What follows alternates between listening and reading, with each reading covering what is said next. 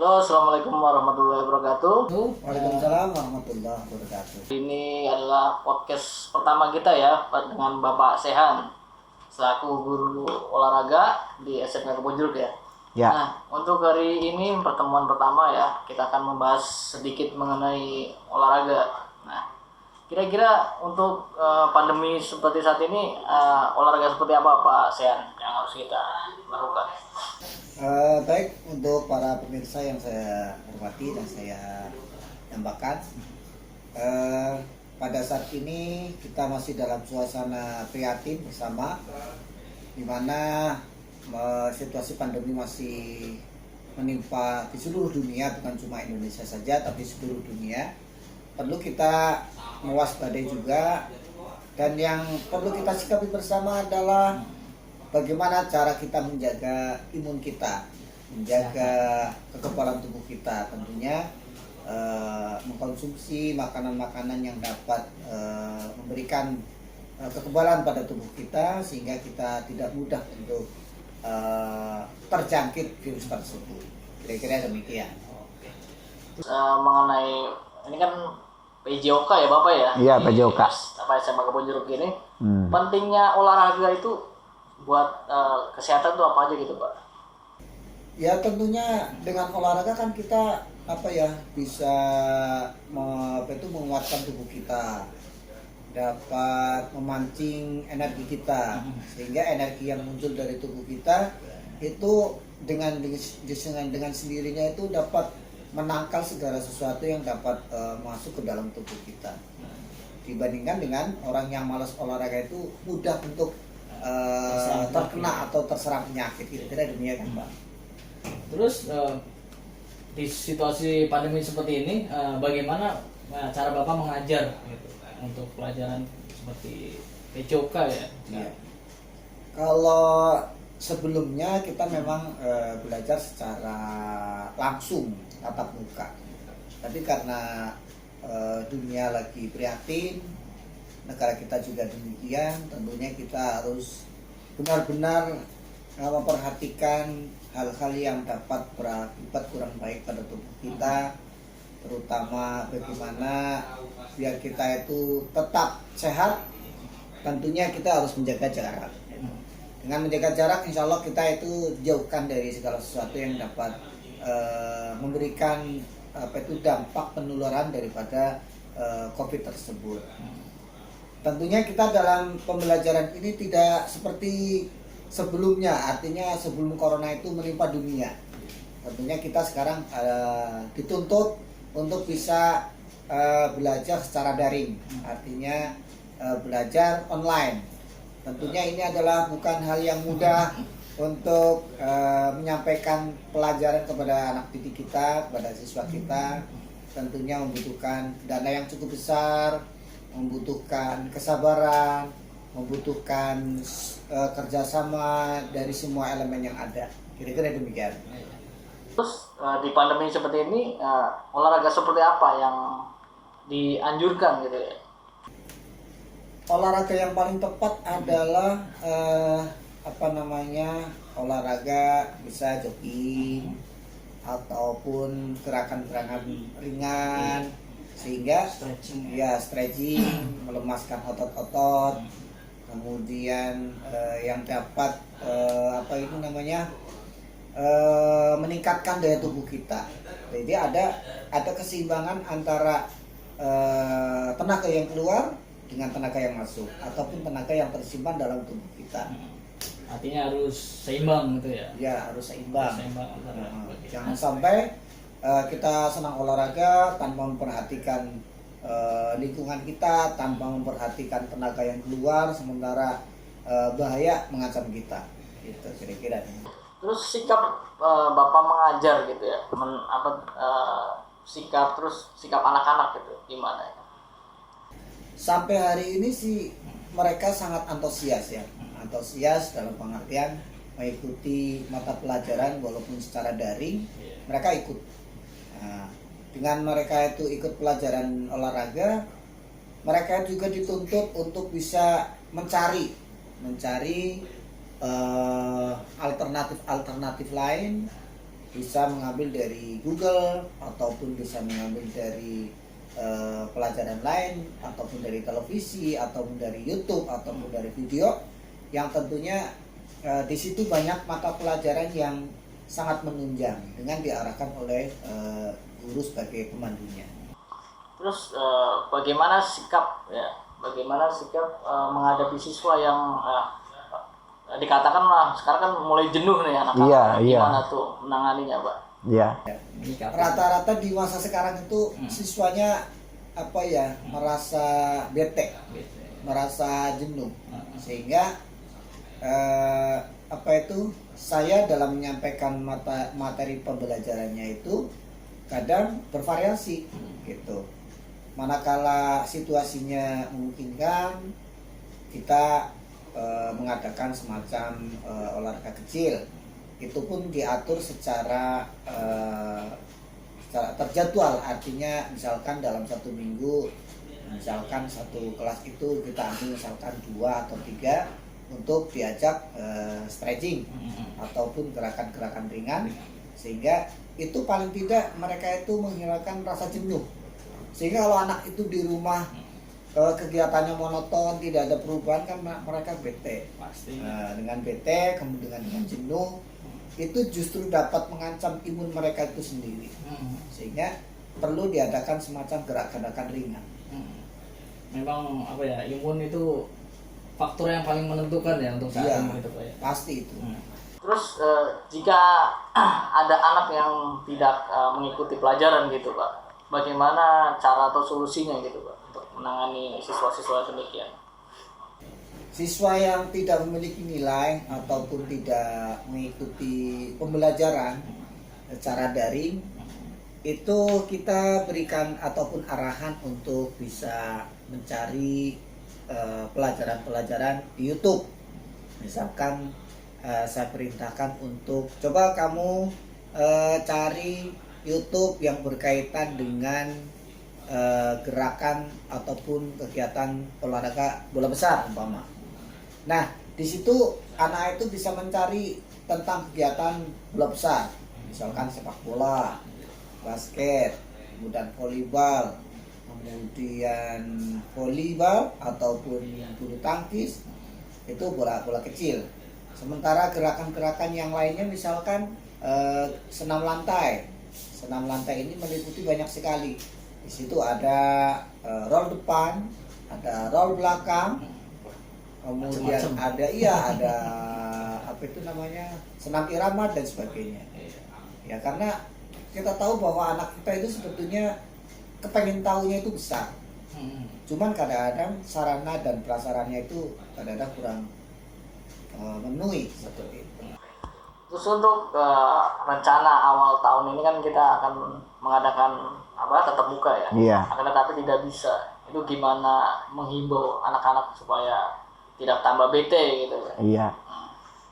Kita berikan materi-materi yang menyenangkan, dalam pengertian tidak seperti awal-awal kita pembelajaran BDR, PJJ di awal semester 1 lah katakan. Nah, kita memasuki semester genap ini, tentunya kita sebagai guru itu harus memutar otak. Bagaimana biar anak ini tidak bete, tidak bosan. Itu lagi. Lebih kreatif. Iya, lebih kreatif. Sehingga guru pun dituntut untuk bisa memberikan variasi baru dengan harapan siswa itu senang. Sehingga nantinya walaupun dalam situasi pandemi seperti ini, anak itu merasa diperhatikan, memiliki keterampilan walaupun sistemnya sistem jarak jauh. Jadi mereka itu dalam pembelajaran selama 1 tahun ini mereka dapat ilmu yang diberikan oleh gurunya. Oke. Terus masih banyak keterbatasan lah itu. Iya. Terus untuk kesan-kesan buat orang tua ini yang menghadapi anaknya hampir 1 tahun ini. Iya. Gimana kira-kira? Saya yakin banyak lah orang tua yang merasa bosan. Iya, saya yakin itu seperti itu, merasa bosan, merasa jenuh. Kok pembelajaran seperti ini, kemudian sampai kapan pandemi ini akan berakhir? tentunya antara orang tua dengan pihak guru pun harus mengadakan kerjasama. Guru tidak bisa bekerja kalau tidak ada dukungan dari orang tua. Demikian juga orang tua yang sudah merasa menitipkan anaknya di sekolah pun harus ikut memperhatikan anak itu sendiri. Karena pembelajaran jarak jauh ini butuh kerjasama yang sangat ekstra, gitu. Tidak dari guru saja, tidak dari orang tua saja. Tentunya ada pihak-pihak terkait, pihak sekolah, pihak guru, pihak orang tua, bahkan pihak anak itu sendiri.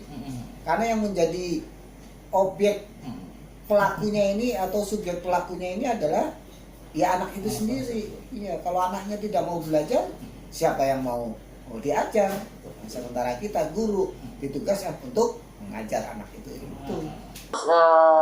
Selanjutnya ya, ini maksudnya masalah kita di sekolah gitu Bang, untuk lingkungan sekolah gitu ya. Minum dulu. Ya, silakan. Kira-kira untuk mempersiapkan agar sekolah itu tetap dalam artian steril, itu pihak sekolah apa saja yang sudah dilakukan?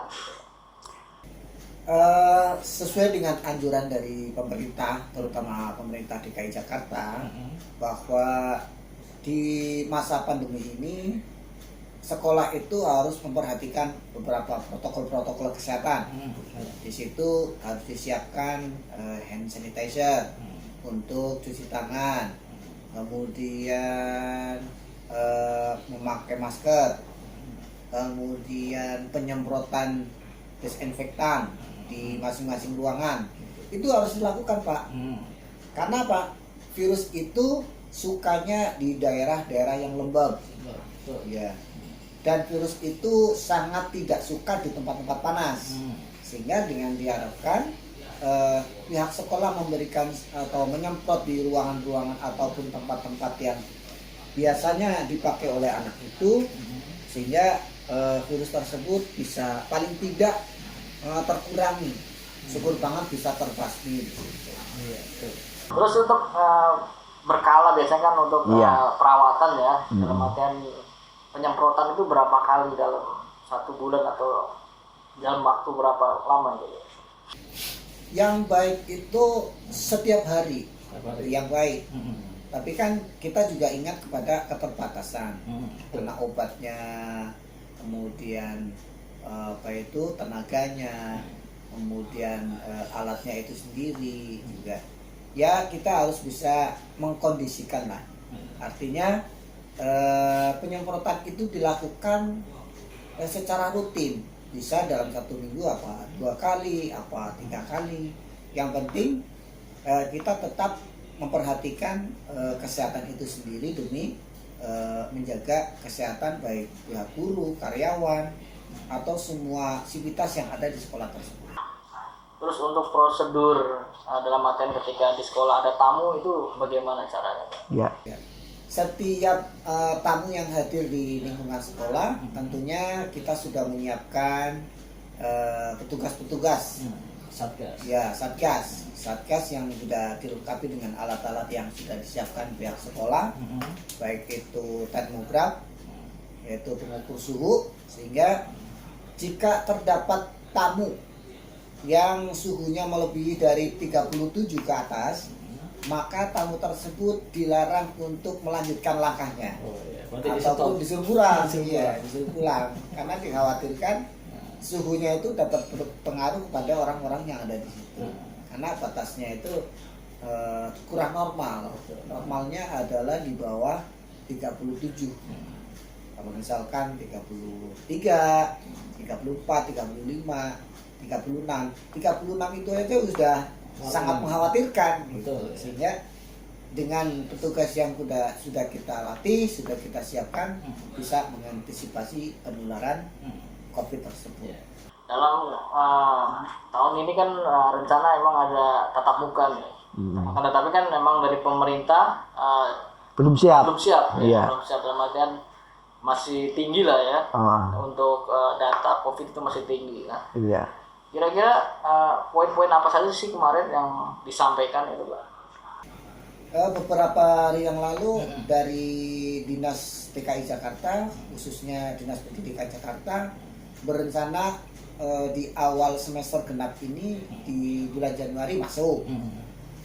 Akan tetapi melihat situasi dan kondisi kok masih belum memungkinkan masuk, masih tinggi. Iya, masih tinggi, sehingga pihak atau Dinas Pendidikan DKI Jakarta sementara masih mundur dengan batas waktu yang belum ditentukan tentunya. Ya, karena ya pihak Jakarta tidak mau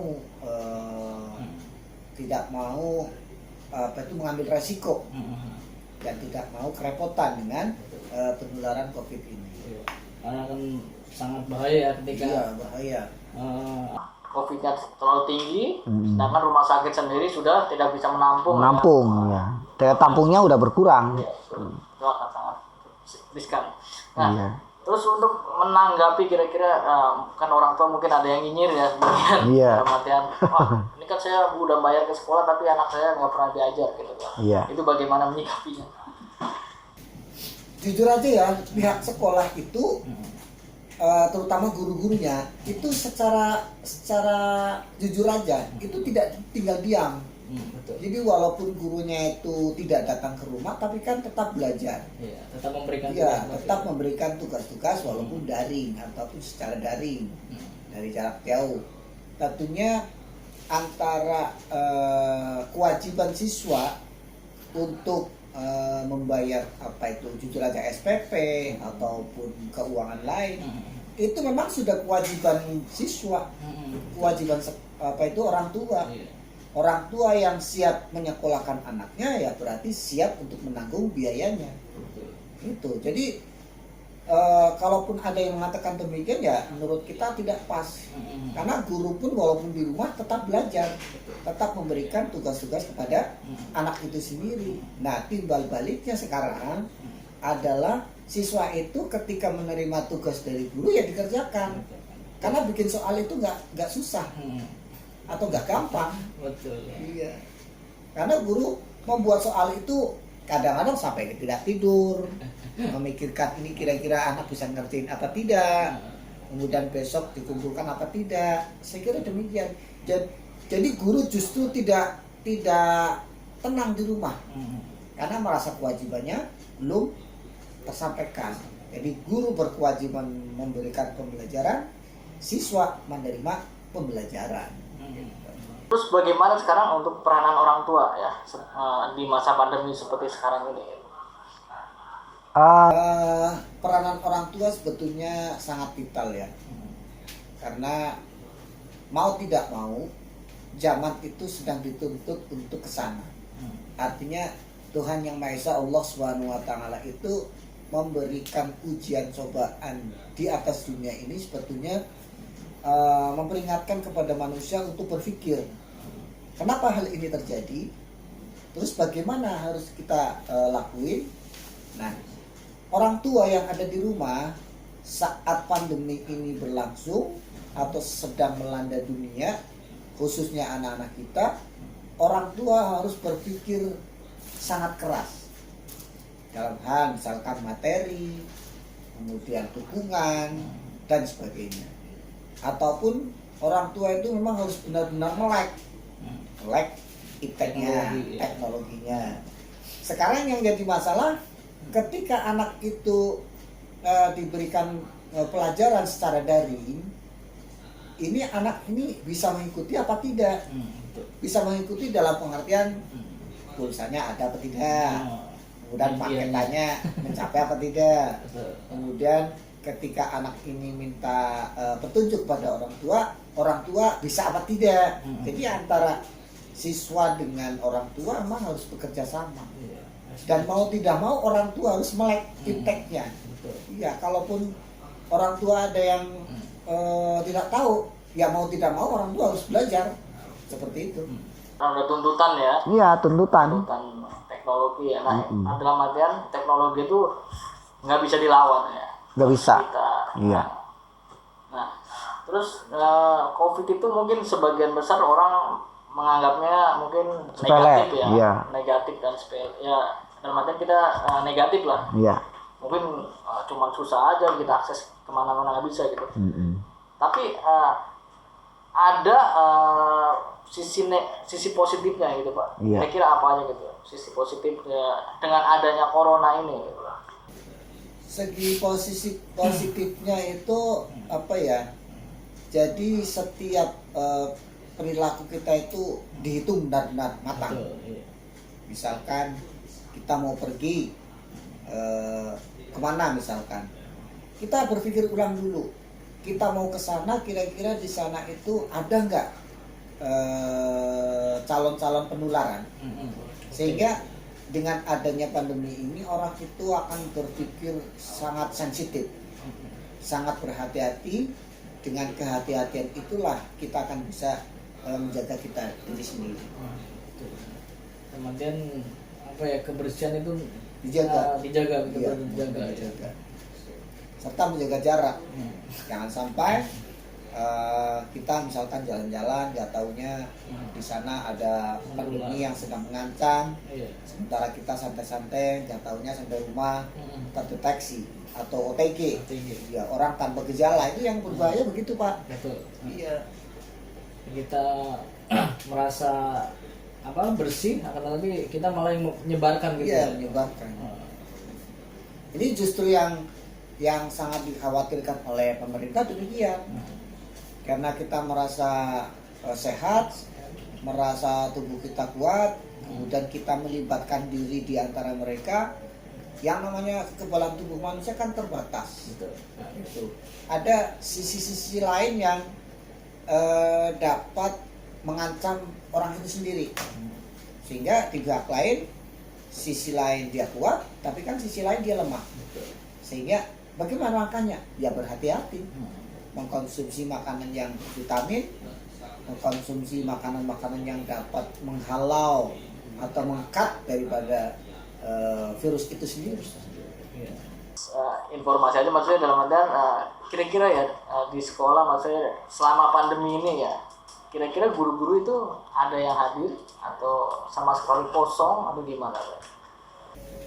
Kalau instruksi dari kepala sekolah itu memang dalam 1 minggu itu kan sudah terjadwal.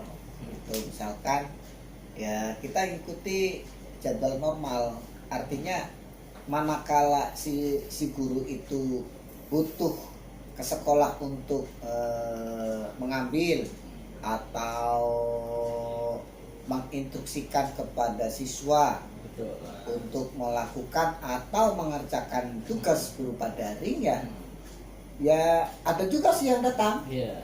Berarti untuk koordinasi dengan walas Ya, juga betul, mungkin ya. Jadi ada yang datang ngobrol-ngobrol sama guru, bahkan sama kepala sekolah, karena kan kita juga kerja di rumah dipantau oleh pihak sekolah. Betul.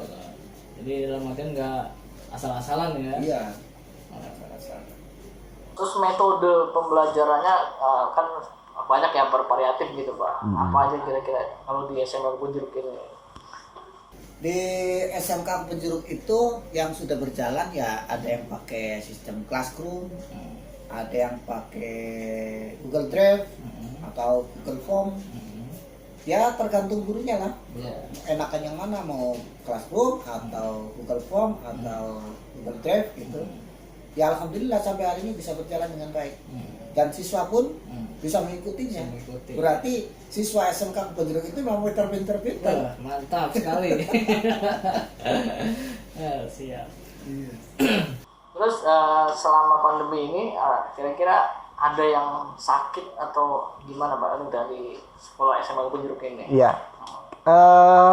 Kita terutama dari Persatuan Wali Kelas 10, 11, 12 semua jurusan itu udah sepakat bahwa siswa yang manakala dipanggil untuk ke sekolah untuk berkoordinasi dengan guru ataupun dengan sekolah, itu ketika masuk wilayah itu diukur dulu, ditembak dulu, pakai suhu udara gitu atau termogram gitu. Kira-kira anak ini ada nggak indikasi daya tubuhnya melampaui batas, artinya tidak wajar gitu. Misalkan suhu badannya sampai 37 atau 38 gitu. Sampai hari ini sih nggak ada, alhamdulillah. Bahkan Iya, bahkan pihak guru itu sudah menginstruksikan bagi siswa yang sampai hari ini kurang sehat, tetap belajar di rumah. Jadi kalaupun ada panggilan ke sekolah, misalkan daya tubuhnya itu suhu badannya tinggi, dilarang masuk sekolah. Karena ini sesuai dengan peraturan pemerintah seperti itu. Berarti sudah sesuai dengan standar ya? Iya, standar. SMK Aku Jeruk ini. Iya, protokol tetap kita pakai.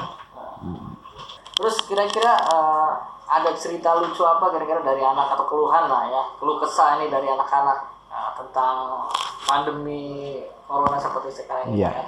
Kalau mungkin kemarin kan dalam artian baru sekolah pengen libur gitu kan. Nah, Iya. sekarang gimana nih dikasih libur panjang? Iya. Rata-rata itu dari siswa yang ada di SMK Kebonjeruk itu merasa jenuh, merasa bete, bahkan bosan sama sekali.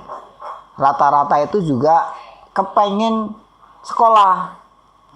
Kadang kita sebagai guru atau sebagai wali kelas berkunjung ke rumah dalam pengertian ngecek keberadaan siswa itu sendiri.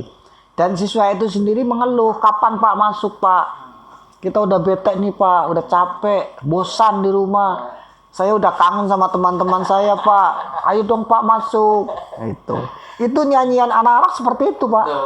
Ya, dan itu tidak cuma di SMK Kebonjeruk juga kali.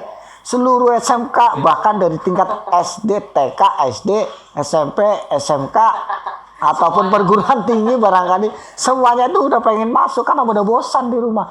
Libur sedikit kurang, libur kebanyakan bosan. Jadi udah mulai bete ya di bete, rumah. pasti bete itu. Jadi apa yang terjadi? Justru anak-anak itu kebanyakan tidur. Oh iya. Iya, jadi untuk menghilangkan stresnya itu dia malah tidur. Nah, dengan banyak tidur inilah dampaknya jadi anak ini malas belajar. Itu. Jadi pelor, nempel sedikit molor itu gitu. Setelah dulu jadi Iya, pelor, nempel molor. Terus himbauan dari sekolah gitu Pak untuk pandemi seperti saat ini gimana ya? Himbauan dari sekolah ya kita tetap mengikuti peraturan dari pemerintah. Belajar terus jalan, walaupun tetap daring, juga memperhatikan protokol itu. Dan juga pihak sekolah itu tetap bekerja sama dengan orang tua murid. Karena sekolah ini berjalan kalau ada kerjasama dengan murid atau orang tua murid. Kalau tidak ada kerjasama ya sekolah nggak bisa jalan. Karena motor penggeraknya ya orang tua. Gitu. Harus saling mengisi. Iya, harus saling mengisi dan saling mengingatkan, juga saling bekerja sama. Gitu. Terus untuk pandemi seperti saat ini kan kita bisa mungkin ya untuk penilaian bisa dimaklumin dalam Iya. artian kemarin juga pernah mendengar dalam artian ketika siswa tersebut tidak bisa mengikuti. Iya. Itu apa kira-kira fasilitas apa yang diberikan sekolah Iya. supaya anak tersebut bisa mengikuti? Bagi siswa yang tidak bisa mengikuti pembelajaran daring, entah itu HP-nya mati, Banyak faktor. iya, atau HP-nya bergantian dengan adik atau kakaknya, atau bahkan ada juga siswa kita itu HP-nya itu punya orang tua. Masih Iya. gabungan ya? Iya, jadi orang tuanya itu ketika HP-nya sedang dipakai oleh anaknya ya orang tua nggak bisa berkutik. Ada juga yang anak itu yang seharusnya mengikuti pembelajaran saat itu karena HP-nya dibawa oleh orang tua untuk bekerja ya mau tidak mau yang membuka tugas itu ya orang tua. Nah, setelah orang tua itu membuka kemudian membantu untuk mengerjakan tugas dari guru anaknya, baru nanti setelah orang tua itu pulang ya baru disampaikan ke anaknya. Tersebut. Nah, terus apa yang terjadi? Yang terjadi adalah siswa itu telat untuk melaporkan tugasnya Nah itu. karena HP-nya gantian atau HP-nya dibawa oleh orang tua. Itu banyak Pak yang seperti itu. Iya. Kira-kira sekolah juga mengajukan atau mensupervisi ya dalam artian ke rumah. Dalam artian kan ketika Iya pasti. Kita memberikan tugas akan tetapi nggak ada respon gitu kan. Iya. Mau nggak mau kan kita harus ada kunjungan. Jalan keluar. Itu bagaimana? Iya. Pihak sekolah itu sudah menyiapkan ruang laboratorium komputer. Jadi bagi siswa yang tidak punya HP atau HP tapi ada kendala ya tadi yang saya sampaikan. Gantian sama adiknya, sama orang tuanya. Jadi pihak sekolah menghadirkan atau mempersilahkan anak itu hadir ke sekolah bisa mengerjakan di ruang laboratorium komputer. Berarti sudah tidak ada alasan anak tersebut tidak mengerjakan. Iya, pasti. Karena pihak sekolah udah menyiapkan. Bahkan fasilitasnya udah lengkap kok di Bonjer gitu kan. Komputer banyak. Itu. Tenaga ahli juga banyak. Itu. Wifi ada. Wifi ada, stok 24 jam. Kurang apa coba gitu kan. Silakan. Terus kemarin juga sempat mungkin ada bantuan juga ya. Iya, ada bantuan. Jadi Untuk provider. betul. Siswa yang kekurangan ada subsidi dari pemerintah. Sebetulnya enak sih belajar. Betul. Tinggal anaknya itu sendiri mau belajar atau tidak. Kemauan atau tidak ya. Terus menanggapi atau menyikapi nih Pak ya untuk siswa dan siswi yang tidak ada nilainya sama sekali kosong. Bagaimana ini? Sebagai guru kadang-kadang kan apa ya tidak kehilangan akal gitu loh. Jadi siswa yang tidak bisa ikuti online atau PJJ, guru juga menyiapkan alternatif lain gitu loh. Jadi guru itu memberikan tugas kepada siswa untuk mengerjakan soal-soal atau menulis ulang materi yang ada di LKS atau buku-buku penunjang referensi lain, misalkan buku apa, misalkan buku agama atau buku matematik atau fisika atau kimia atau olahraga. Bagi mereka yang benar-benar tidak mempunyai HP atau selalunya ketinggalan karena kendala tersebut, pihak guru memberikan tugas yang seperti itu, mengerjakan tugas di LKS atau buku paket, atau mungkin atau guru juga memberikan tugas lain, misalkan membuat, misalkan kalau pelajaran olahraga, misalkan itu dia membuat gambar lapangan sepak bola, umpama. Gambar ulang. Iya, gambar ulang. Jadi di situ atau kita pancing supaya anak itu punya apa ya? Punya pemikiran bahwa cara menggambar lapangan sepak bola itu seperti apa sih? Nah, anak itu diberikan tugas untuk menggambar di kertas folio. Nah, atau kalau memang itu HP-nya banyak paketannya, kemudian orang tua juga mendukung atau abang adiknya mendukung, kadang itu guru itu memberikan tugas, coba kamu bikin video tentang lempar bola, atau misalkan pelajaran agama, coba kamu praktekkan saat berwudu, atau coba kamu bikin video saat kamu melakukan sholat maghrib umpama. Ini kan boleh-boleh saja, jadi banyak sekali lah alternatif yang bisa dilakukan. Iya. Jadi dalam artian tidak ada kesempatan tidak ada alasan. Iya, tidak alasan. Semua untuk mengisi lah jatuhnya Pak. Iya. Jadi, banyak alternatif yang bisa dilakukan. terus kira-kira untuk pembayaran ya bagaimana sekarang ini, atau prosesnya lancar atau gimana gitu? Alhamdulillah pemerintah itu kan memberikan tunjangan subsidi berupa KJP. Nah, kita pihak sekolah itu sudah mengajukan sebanyak siswa ke pemerintah. Tapi namanya rezeki ya Allah yang ngatur kan. Ya, dari pihak sekolah itu kan cuma mengusulkan, mengajukan, ya sebagai perantara untuk mengusulkan supaya syukur-syukur sih semua dapat, ya kan? Syukur-syukur banget itu yang diminta. Karena pihak sekolah itu tanpa ada duit nggak bisa jalan. Betul. Semuanya Iya. harus butuh duit. Ya, apalagi swasta, duit itu bicara gitu. Kalau sekolah negeri kan beda, fasilitas ada, keuangan banyak gitu kan. Kalau swasta kan kalau tidak berakit-akit ke hulu kan susah. Gitu.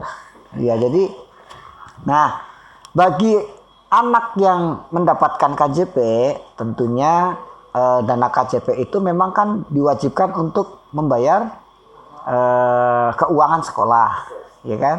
Baik itu SPP, kegiatan olahraga, ekstrakurikuler, ataupun kegiatan OSIS dan sebagainya.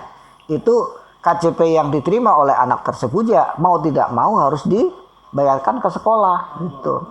Nah sekarang yang orang tua tidak dapat, siswanya tidak dapat KJP ini bagaimana? Ya mau tidak mau orang tua wajib menunaikan tugasnya untuk mengeluarkan biaya itu. Kewajibannya. Iya, atau membayarkan kewajibannya SPP gitu. Nah terus gimana caranya? Ya orang tua datang lah. Orang tua datang ke sekolah, kemudian menemui bendahara atau petugas pembayaran, tentunya harus memperhatikan protokol kesehatan yang sudah diatur pihak sekolah gitu. Dalam artian sekolah ini tidak memberatkan ya. Iya. Tidak memberatkan sama sekali, bahkan dengan adanya bantuan tersebut lebih memudahkan ya. Ya. Ada sisi lain lah. Jadi pemerintah memberikan KJP, pihak sekolah juga terbantu gitu. Kalaupun misalkan tidak ada KJP kan ada juga KJP plus. Iya. Atau ada bantuan-bantuan lain yang berupa bidang keuangan tapi kan tidak semua dapat gitu kan. Seperti PIP mungkin memang. Ya PIP ataupun ya sumbangan lain lah yang dari pemerintah itu juga dapat meringankan sekolah sih, karena sekolah ini bisa berjalan kalau ada dana yang mutar tersebut gitu. Oke, mungkin kita ambil kesimpulan kira-kira itu Ya. apa kira-kira Pak untuk pandemi seperti saat ini gitu. Ya. Kesimpulannya belajar tetap PDR artinya PJJ, mengingat kondisi pandemi yang sampai hari ini belum berakhir. Kita berdoa saja mudah-mudahan pandemi ini cepat berakhir dan diangkat oleh Allah Subhanahu wa taala, dan siswa kita juga sehat semua, komplit, tidak berkurang. Kemudian guru-gurunya juga semangat, lengkap, tidak berkurang. Orang tua juga lengkap, gitu. Artinya sehat semua. Itu yang penting. Jadi semuanya insya Allah bisa berjalan dengan baik. Oke. Mungkin itu adalah bincang-bincang kita ya dengan Bapak Sean selaku kurikulum dan juga guru PJOK ya untuk di SMA Bojero. Ya. Nanti kita bakal sambung untuk lebih lanjutnya ya, untuk Ya. lebih informasi mengenai sekolah, mengenai kegiatan apapun itu akan kita share melalui podcast ini. Ya. Mungkin itu yang dapat saya sampaikan, kurang lebihnya mohon maaf. Dari Walhidayah. Assalamualaikum warahmatullahi wabarakatuh. Waalaikumsalam warahmatullahi Terima kasih, wabarakatuh. Pak. Sehat. Sama-sama. Waktu. Semangat. Semangat. Ya.